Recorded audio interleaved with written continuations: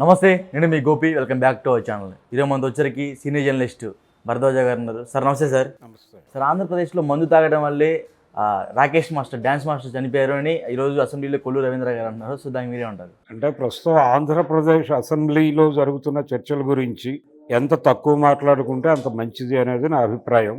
ఎందుకంటే అక్కడ ప్రతిపక్షం లేదు. దాంతో ఈ అరుగుల మీద కూర్చుని సరదాగా కబుర్లు చెప్పుకున్నట్టుగా తయారైంది.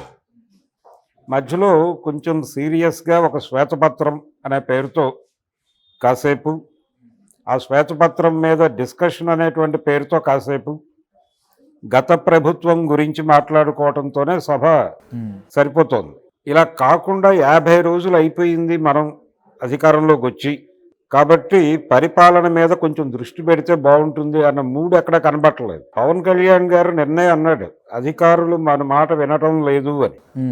అలాంటి విషయాల మీద కాస్త దృష్టి పెట్టి వీళ్ళు ఏ పథకాలు అమలు చేస్తున్నారు, ఏం జరుగుతోంది, ఇప్పుడు రకరకాల విషయాలు సూపర్ 6లో 100 విషయాలు చెప్పారు. ఏది బస్సుల్లో ఉచితము, ఇవన్నీ బస్సులో ఉచితం, గ్యాస్ సిలిండర్లు ఇవన్నీ ఏమిటి పరిస్థితి, ఏమేమి అమలు జరుగుతున్నాయి ఏమిటి అనేది దాని మీద సమీక్షలు లేవు. అలాగే కేంద్రం నుంచి ఇప్పుడు బడ్జెట్లో కేటాయింపులు జరిగినాయి. గ్రాంటా, లోనా, దాని మీద ఒక డిస్కషన్ అక్కడ జరుగుతోంది. అంటే సీరియస్గా ఏపీ ప్రాబ్లమ్స్ గురించిన చర్చ ఆంధ్రప్రదేశ్ అసెంబ్లీలో జరగటం మానేసి ఢిల్లీలో రాజ్యసభలో జరుగుతోంది. అలాగే లోక్సభలో జరుగుతోంది. టోటల్గా పార్లమెంట్లో జరిగింది నిన్న. అంటే ఇండియా కూటమి నుంచి బడ్జెట్ మీద విమర్శ పెడుతూ, ఇది ఏపీ బీహార్ల బడ్జెట్టు, దేశంలో ఇంక ఏ రాష్ట్రానికి ఒరిగిందేం లేదు ఈ బడ్జెట్లో, ఇది టోటల్గా చంద్రబాబు నాయుడు కోసం క్రియేట్ చేసిన బడ్జెట్ అన్న లెవెల్లో ఇండియా కూటమి నుంచి చాలామంది మాట్లాడేశారు. దాని మీద రియాక్ట్ అవుతూ విజయసాయిరెడ్డి గారు వాళ్ళని కరెక్ట్ చేసే ప్రయత్నం చేశాడు. బాబు, ఆంధ్రప్రదేశ్ కూడా ఇచ్చిందేమీ లేదు, అది రుణం మాత్రమే, గ్రాంట్ కాదు. కాబట్టి దాన్ని ఏదో గ్రాంట్ అని ఆంధ్రప్రదేశ్కి ఏదో దోచిపెట్టేశారని అనుకోవద్దు. ఆంధ్రప్రదేశ్కి అన్యాయం జరుగుతూనే ఉంది. ఈ బడ్జెట్లో కూడా ఆవిడ ప్రస్తావనకి పేరు నోచుకుంది తప్ప అక్కడ జరిగింది ఏం లేదు అనేది ఎస్టాబ్లిష్ చేసే ప్రయత్నం చేశాడు ఆయన. మొట్టమొదటిసారిగా వైఎస్ఆర్సీపీ కేంద్ర ప్రభుత్వానికి వ్యతిరేకంగా గళమెత్తటం అనేది చూసాం. ఇలా ఏపీకి సంబంధించిన అంశాలు అక్కడ చర్చనీయాంశాలు అవుతున్నాయి, అక్కడ చర్చించుకుంటున్నారు. ఏపీ అసెంబ్లీలో ఎవరూ మాట్లాడట్లేదు.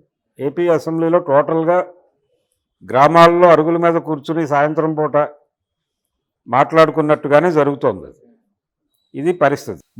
అందుకని అందులో భాగంగానే ఈ చర్చలు. ఇప్పుడు ఆ రాకేష్ మాస్టర్ మరణం మీద సిబిఐ ఎంక్వైరీ వేయాలా, మరొకటి చేయాలా అనేది రవీంద్ర గారు చెప్పాలా. ఏం చేస్తారు ఇప్పుడు? ఆయన ఎక్కడైనా స్టేట్మెంట్ ఇచ్చాడా? నేను ఆంధ్రప్రదేశ్లో అంటే ఒక రకంగా ఒక టైంలో అదొక పదబంధం ప్రజల మనసుల్లో స్థిరపడేలాగా చేశారు. ఎందుకు అలా మాట్లాడుతున్నావు నువ్వు? ఆంధ్రప్రదేశ్ వెళ్ళావా, లేకపోతే జగన్ మందు తాగావా అనేది మీమ్స్లోను వాటిల్లోనూ బాగా పాపులర్ చేశారు జగన్మోహన్ రెడ్డి పరిపాలనలో ఉండగా. దీని తాలూకా ఎఫెక్ట్, దాని కంటిన్యూషన్ ప్రజల మనసులో ఎలాగో అలాంటి అభిప్రాయం నాటేశాం కాబట్టి ఆ మాట వాడేస్తే తప్పేమిటి అన్న టోన్లో ఆయన వెళ్ళిపోయాడు.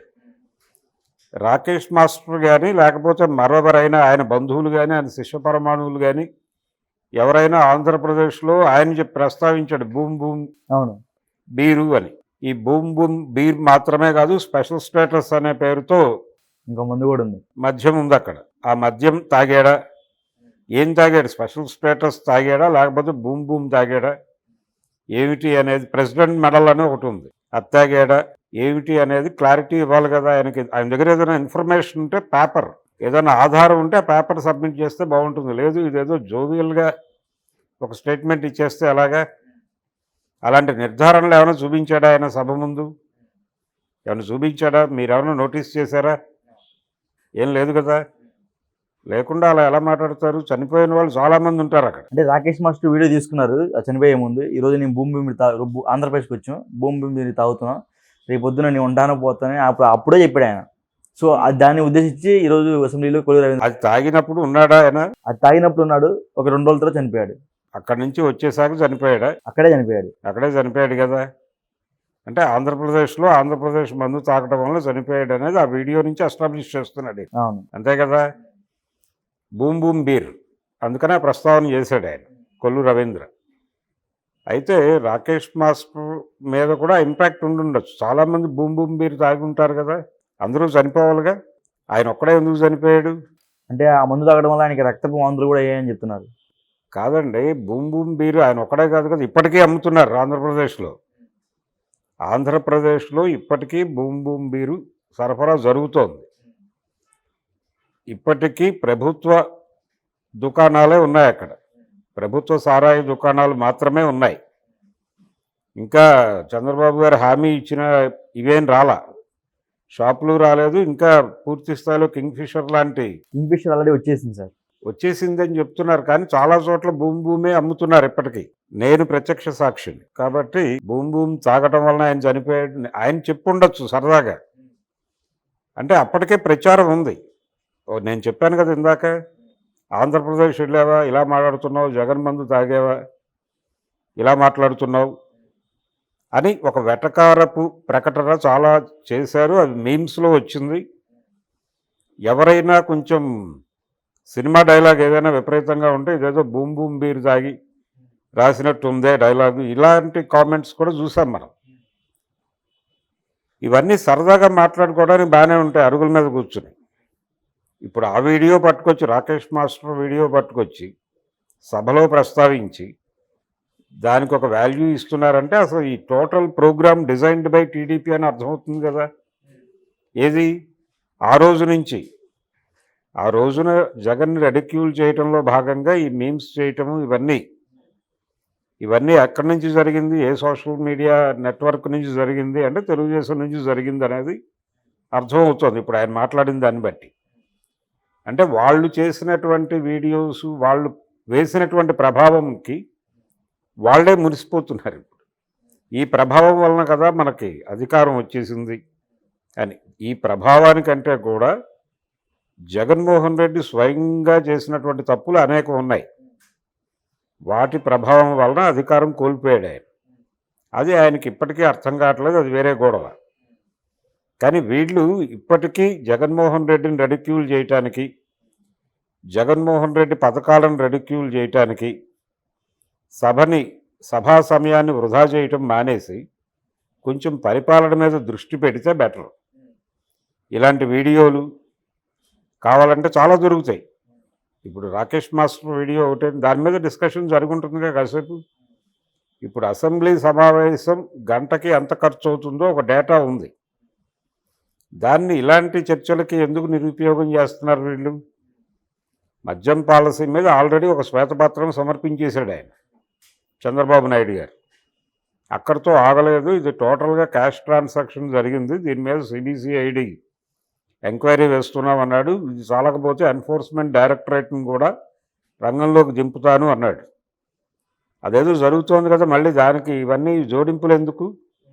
ఈ చర్చలు ఇతర కార్యక్రమాల మీద దృష్టి పెట్టండి, మీరు పరిపాలన మీద దృష్టి పెట్టండి. ఇంకా హనీమూన్ పీరియడ్ అయిపోయింది, మీకు అద్భుతమైన విజయం వచ్చింది, మీరు హాయిగా టోటల్ అసెంబ్లీ అంతా మీ చేతుల్లోకి వచ్చేసింది, పరిపాలన మీ చేతుల్లోకి వచ్చేసింది. వై నాట్ 175 అన్న మనిషి 11కు పరిమితం అయిపోయాడు. అది ఒక 2-3 డేస్ లేకపోతే 10 రోజులు ఆనందపడేటువంటి సెలబ్రేషన్ మూడ్. ఆ తర్వాత మీరు అది వదిలేసి మీ పనిలోకి మీరు వచ్చేయాలి కదా. ఇప్పటికీ ఇంకా అదే కొనసాగిస్తూ దాని గురించే మాట్లాడుకోవటం అంటే మీకు ఇంకా తన్మయావస్థలోంచి బయటికి రాలేదనేది అర్థమవుతుంది. ఇదే కొనసాగితే, ఇది 1 సంవత్సరం పాటు కొనసాగితే పరిపాలన కుంటుపడే ప్రమాదం ఉంది. ఓకే, ఈ విషయం ఆల్రెడీ ఆయనకు అర్థమైంది, చంద్రబాబు నాయుడుకి అర్థమైంది, పవన్ కళ్యాణ్కి అర్థమవుతోంది. కొంచెం మనం పరిపాలన మీద దృష్టి పెట్టాల్సిన అవసరం ఉంది అనే విషయం వాళ్ళు ఐడెంటిఫై చేశారు. కాబట్టి ఇక మీదైనా పెడితే బెటరు. కొల్లు రవీంద్ర లాంటి వాళ్ళు ఈ వీడియోస్ వీటి సహకారంతో కొంచెం సభలో నవ్వులు పూయిద్దాం అనే ప్రయత్నం అక్కర్లేదు. అక్కడేం సీరియస్ డిస్కషన్స్ డిబేట్లు జరగటం లేదు. డిబేట్లు చేయడానికి ప్రతిపక్షం లేదు అక్కడ. జగన్మోహన్ రెడ్డి గారు ఇంకా ఢిల్లీ దీని నుంచి తేరుకుని ఇంకా సభ వైపు చూసే పరిస్థితుల్లో లేడు. కేంద్ర బడ్జెట్ మీద కూడా ఆయన ఏం మాట్లాడలేదు. విజయసాయిరెడ్డి మాట్లాడాడు తప్ప, అది కూడా రాజ్యసభలో మాట్లాడాడు తప్ప, విడిగా వైఎస్ఆర్సీపీ నుంచి వేగ్గా కొంతమంది మాట్లాడారు తప్ప విడిగా అధికారికంగా ఒక ప్రకటన ఏం రాలేదు. ఓకే.